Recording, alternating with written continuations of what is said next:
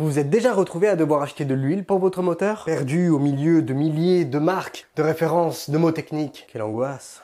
Bonjour et bienvenue sur Maclet 12. Aujourd'hui on parle huile moteur. Alors à quoi ça sert? Comment lire un bidon d'huile? Quels sont les différents types d'huile qui existent? Et surtout, quelle est la plus adaptée à mon véhicule? On vous dit tout dans cette vidéo. Et les puristes, je vous vois déjà venir, c'est une vidéo généraliste. Donc si on ne parle pas d'un cas ultra spécifique ou même du goût de votre huile préférée, et moi j'aime bien la 10W40. Vous énervez pas. Abonnez-vous plutôt. Il paraît que ça donne bonne mine.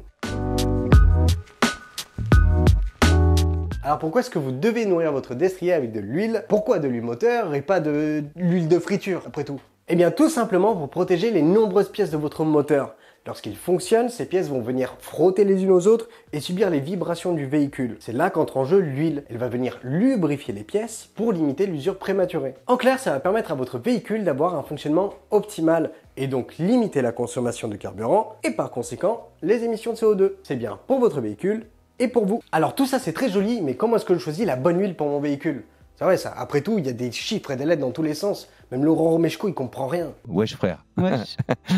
Alors on va démystifier ça tout de suite. Il faut que vous soyez attentif à deux choses. J'ai fait un avec mon doigt. Premièrement, la formule XXWXX et deuxièmement, la norme constructeur. On viendra un peu plus tard dans la vidéo sur la norme constructeur. Pour l'instant, on va commencer par la formule XXWXX. Alors pour savoir de quelle huile a besoin votre voiture, il faut que vous preniez votre carnet d'entretien et que vous cherchiez une inscription qui ressemble à ça. La formule est la suivante. Un nombre, un W et un autre nombre.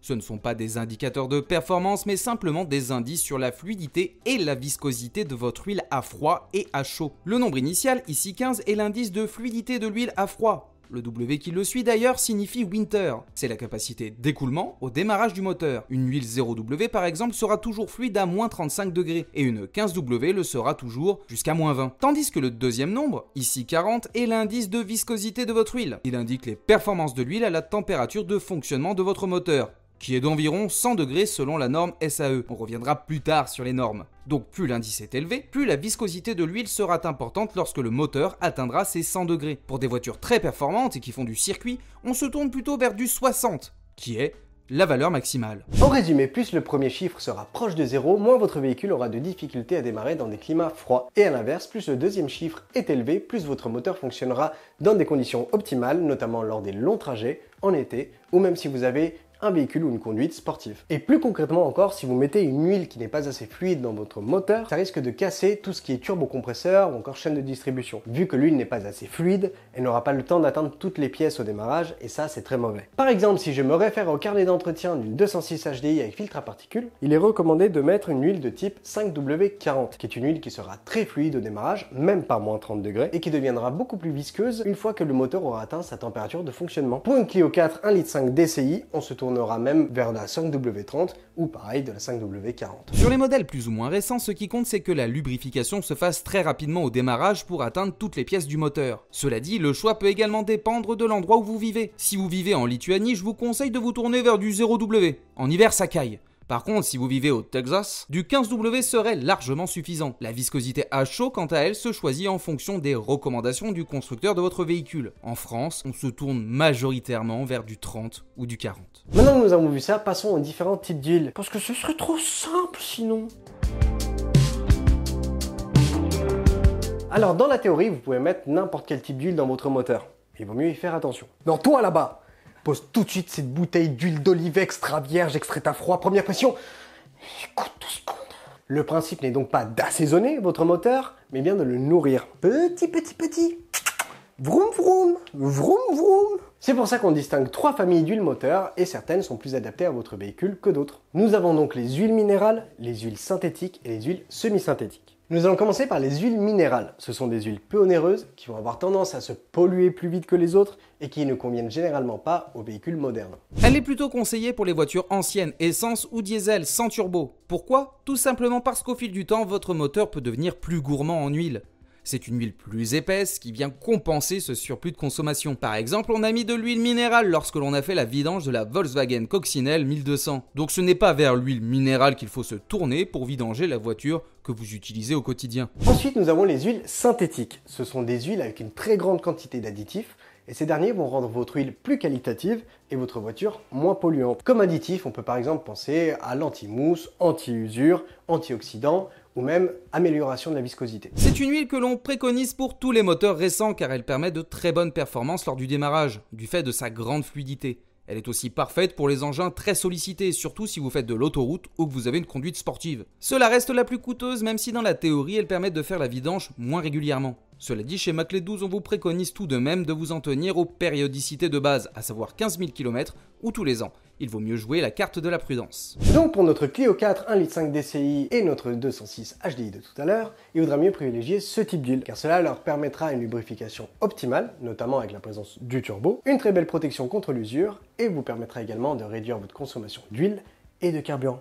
Et enfin, l'huile semi-synthétique. C'est une huile dont la composition va se rapprocher grandement d'une huile minérale, mais qui va être mélangée avec de l'huile synthétique de 2% minimum jusqu'à 30%. Elle offre un bon niveau de protection et elle est conseillée pour les moteurs sollicités dans un usage dit traditionnel, qui est composé de route et de ville. Par exemple, si je me tourne vers une huile synthétique, je paierai fatalement plus cher que l'huile semi-synthétique de la même gamme. Attention cependant, il faut être attentif au pourcentage de synthétique se trouvant dans votre huile.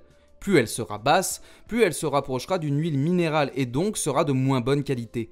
Le point d'écoulement et l'indice de viscosité sont de bons moyens de savoir si votre huile est de bonne qualité, car une valeur faible du point d'écoulement et un indice de viscosité élevé impliquent la présence d'huile synthétique de meilleure qualité. De plus, des normes vous permettent de savoir si votre huile est de bonne facture ou non, et c'est ce que nous allons voir juste après que Samuel vous parle d'huiles plus spécifiques. En effet, il existe par exemple des huiles que l'on appelle long life. Ces dernières vont vous permettre d'espacer les vidanges de votre véhicule, ou alors des huiles par exemple low SAPS, qui elles sont destinées au système de dépollution des véhicules les plus récents pour leur permettre de fonctionner de manière optimale. Mais nous n'allons pas nous attarder là-dessus. Tout à l'heure, nous parlions de fluidité et de viscosité avec des indices comme 5W30 ou encore 10W40. C'est mon corps qui est visqueux. Il faut savoir une chose, c'est que ces indices-là sont mesurés par la norme SAE. Pour Society of Automotive Engineers.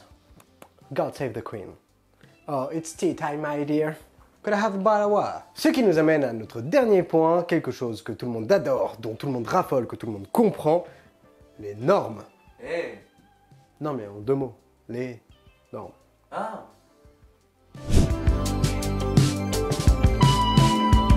Le SAE, c'est le système international pour mesurer la viscosité des huiles. C'est simplement eux qui vont déterminer si une huile c'est une 5W30 ou une 10W40, c'est tout. Passons maintenant à une norme qui vous sera beaucoup plus utile pour le coup, à savoir la norme ACEA, pour Association des constructeurs européens d'automobiles. C'est une norme européenne pour la qualité de l'huile, notamment en termes de polluants. Utiliser une huile ACEA permet d'être en règle avec les dernières normes européennes, aujourd'hui Euro 6, notées de 1 à 5, 1 étant le plus bas de gamme et 5 le plus haut. Elle vous donne un indice sur la qualité de votre huile. Ça ressemble à ça et c'est indiqué sur les bidons. Elle fait également la distinction entre les moteurs essence, marqué A, et les moteurs diesel, marqué B. La lettre C est pour les véhicules équipés d'un filtre à particules, catalyseur 3 voies ou système équivalent d'épuration des gaz d'échappement. Et la lettre E est utilisée pour désigner les utilitaires diesel. Par exemple, A1 désignera une huile pour moteur essence d'entrée de gamme, alors que A4 désignera une huile pour moteur essence haut de gamme. Une huile B5 sera elle une huile pour diesel haut de gamme, alors que le B1 sera une huile d'entrée de gamme. En ce qui concerne la lettre C, les choses sont légèrement différentes. Contrairement aux normes A et B, les chiffres ne désignent pas un degré de qualité, mais sont simplement des indicateurs des véhicules sur lesquels utiliser l'huile. Par exemple, une huile C1 sert principalement aux véhicules de chez Ford, C2 aux véhicules du groupe PSA, donc Peugeot, et le C4 s'adresse principalement aux véhicules Renault. Vous avez le tableau récapitulatif devant vous pour avoir toutes les infos. Petit bonus, certaines huiles peuvent répondre à la fois à des normes essence, mais aussi diesel. On peut en gros les utiliser sur les 2 types de motorisation. Après, il existe aussi la norme API pour la qualité de l'huile. C'est l'équivalent américain de l'ACEA de chez nous. C'est juste qu'ils sont un tantinet moins pénibles avec la pollution. Est-ce que ça étonne quelqu'un ? Il existe également des normes spécifiques de constructeurs en plus des classifications que nous venons de citer. Il faut y faire attention car cela vous assure d'avoir une huile correspondant à votre véhicule. En effet, je ne vous apprends rien si je vous dis que pour se démarquer, chaque constructeur oriente la création de son moteur pour se positionner sur le marché. Après, ils se vantent tous, gna gna gna, j'ai le plus économique, gna gna gna, j'ai le plus propre. Ce qui fait qu'au final, on se retrouve avec des moteurs qui sont assez uniques et qui n'auront pas les mêmes réactions chimiques face à une huile ou à une autre. Les fabricants d'huile vont donc ajouter des additifs au sein de leurs différents produits afin que ceux-ci conviennent parfaitement aux multitudes de moteurs des différents constructeurs présents sur le marché. C'est pour cela qu'une huile de très grande qualité peut fonctionner parfaitement sur le véhicule de quelqu'un, mais être moins efficace, voire même avoir de mauvaises conséquences sur celui d'un autre. C'est donc pour cela qu'il faut être assez attentif à ces certifications ou approbations. Elles se trouvent généralement sur l'étiquette de l'huile au dos sur la droite. Parfois, on peut aussi la retrouver devant. Par exemple, si je veux de l'huile pour ma Clio 4 1,5 litre DCI et que je vois sur le bidon l'inscription RN0720, je sais que c'est une huile qui va répondre à une grande majorité des attentes de mon véhicule. C'est que le constructeur me le confirme. RN, c'est pour Renault, pas pour le parti politique. Ta mère.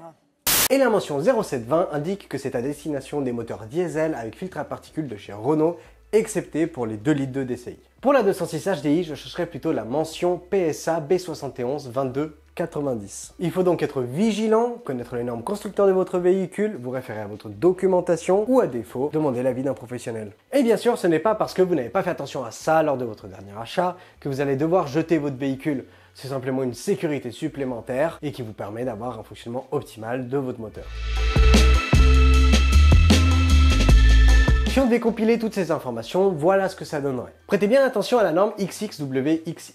Pour cela, vous devez vous tourner vers votre carnet d'entretien pour savoir quelle huile est la plus adaptée pour votre véhicule. Et n'oubliez pas que celle-ci peut varier en fonction de l'âge du véhicule, d'où est-ce que vous habitez ou encore de votre utilisation. N'oubliez pas non plus que le premier nombre suivi du W est l'indice de fluidité à froid, tandis que le nombre qui le suit est l'indice de viscosité à température de fonctionnement du moteur. Tournez-vous vers des huiles synthétiques ou semi-synthétiques en fonction de votre budget. Les huiles minérales sont seulement pour les véhicules anciens et ou qui n'acceptent pas les huiles les plus modernes. Référez-vous à la norme ACEA pour avoir une idée de la qualité d'huile que vous êtes en train d'acheter.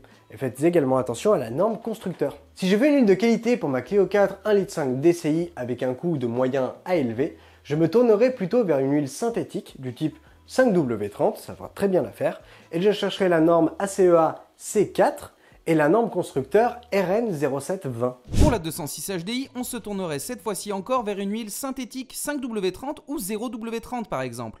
Mais cette fois-ci, on prendrait la norme ACEA C2, et s'il y a la norme PSA B71 2290, c'est du bonus. En ce qui concerne la marque de votre huile, c'est à vous de voir, il n'y a pas d'obligation. Nous, on utilise la marque Kenol, qui est une huile fabriquée en France de très bonne qualité, et généralement dans votre carnet d'entretien, vous allez trouver une marque, voire une référence d'huile très précise qui est conseillée. Il faut savoir que vous n'êtes pas obligé de vous y tenir. Ce sont généralement des partenariats commerciaux. La différence entre deux huiles se fera principalement à 2 niveaux. Cette fois, j'ai fait 2. 1. Le nombre d'additifs. Plus il y en a, mieux c'est. 2. Plus il y a d'additifs, plus c'est cher. Voilà tout pour ce guide sur comment choisir son huile moteur. J'espère que la vidéo vous a plu. N'hésitez pas à nous laisser un commentaire. Dites-nous quelle huile vous utilisez, comme ça on fera un petit comparatif de vos habitudes. En attendant, vous pouvez liker et vous abonner. Moi, je file. Bon, j'arrête les blagues bidons. C'était ma clé de 12. À la prochaine.